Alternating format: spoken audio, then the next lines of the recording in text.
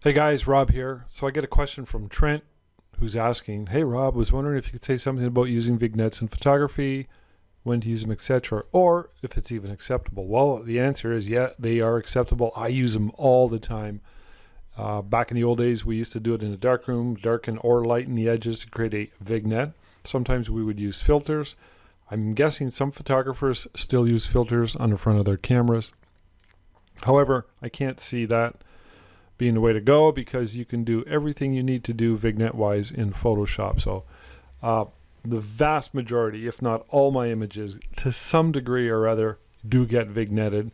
I have a couple of Photoshop actions, Craig's actions, and Design House that are in the forum for quick vignettes. For portraits, I don't really rely on actions. I like to give it that custom touch.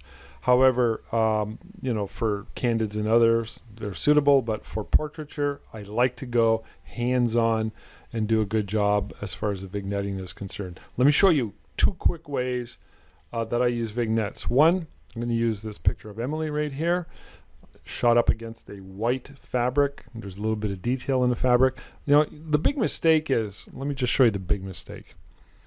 Okay, let me get to that. Never mind. I'll show you this. And in there, there's going to be an opportunity to show you the big mistake that I sometimes see, and it's just horrendous. So there's two ways, and I kind of don't use this strategy much anymore, but I'm going to show you anyways because it's kind of cool. So you duplicate the layer, you go to the top layer, and you go to screen. So that lightens the entire image, and you can then go in. You can adjust your opacity. Right, and do that sort of thing.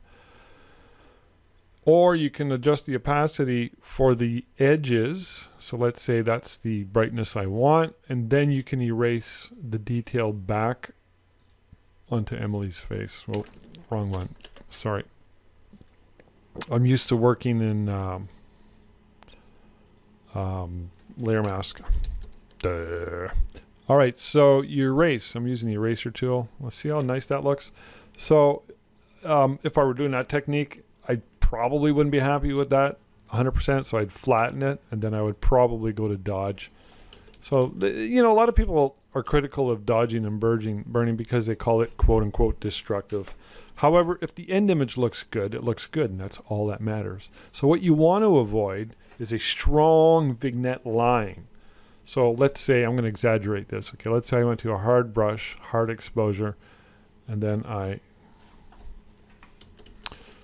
went to highlights. Yeah, that doesn't look good. But if you had a really hard edge and it looked like you were obviously vignetting, that's not good. Let me show you my preferred method, and I'll show you how this is commonly messed up. So I go to layers, I go to brightness, contrast, layer, blend, mode thing, right here, and it's going to bring up this box. So then I have an action for this. So where I want to darken, I don't have an action for brightening, but you can easily create one for each. The darken one is around this area here. I'll show you how that works in a minute for the darker image. But you could go in here and adjust the brightness. Look how much more leeway that gives you compared to the last strategy. So I'm looking predominantly at the edges here. Okay, so right to the edges, I want to see how much fabric do I want to introduce.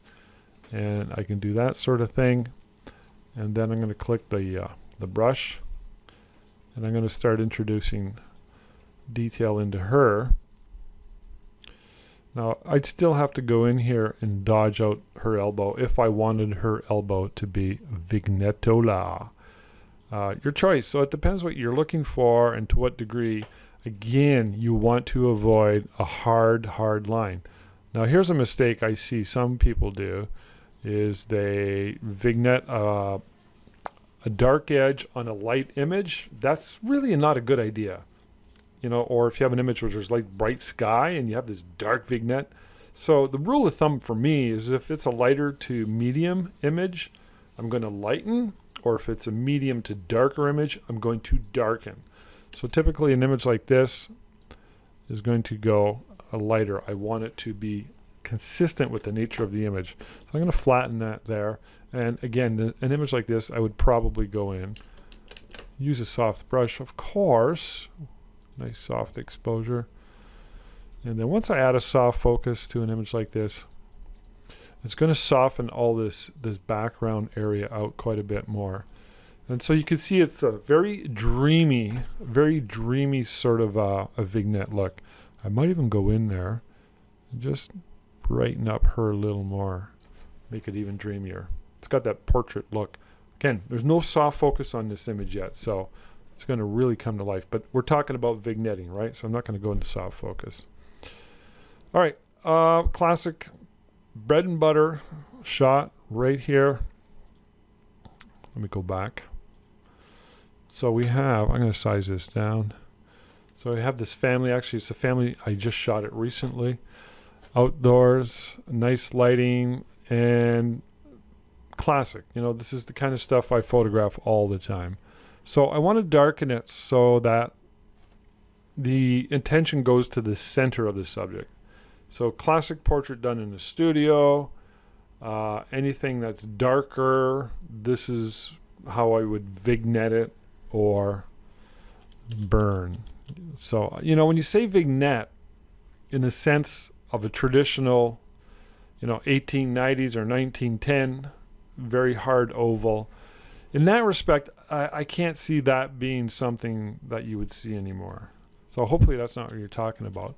When you're talking about vignetting, it's an artistic treatment that really suits the image. So if I go in here, and again, I have an action for this, but I'm going to go step by step here. And I'm going to darken the whole image. So you can see it's darkening the clouds, it's pulling detail out. But there's obviously too much darkness going on in the middle. So I'm going to erase. My opacity is at 21.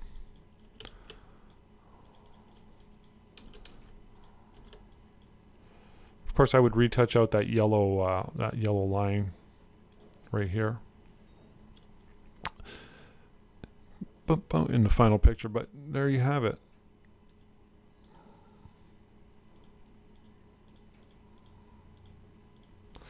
So yeah, vignetting, that's how it's done. Studio, on location, high key, low key, candid shots for weddings. I use it all the time. Portraits on weddings. Each image determines how much vignetting is needed. Vignetting to me is the same as burning and dodging to create. Burning and dodging is the actual name of the strategy used to create a vignette.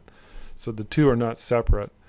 And it's really a very, very good idea when you want to add a lot of punch and bring the attention right to the center of the image.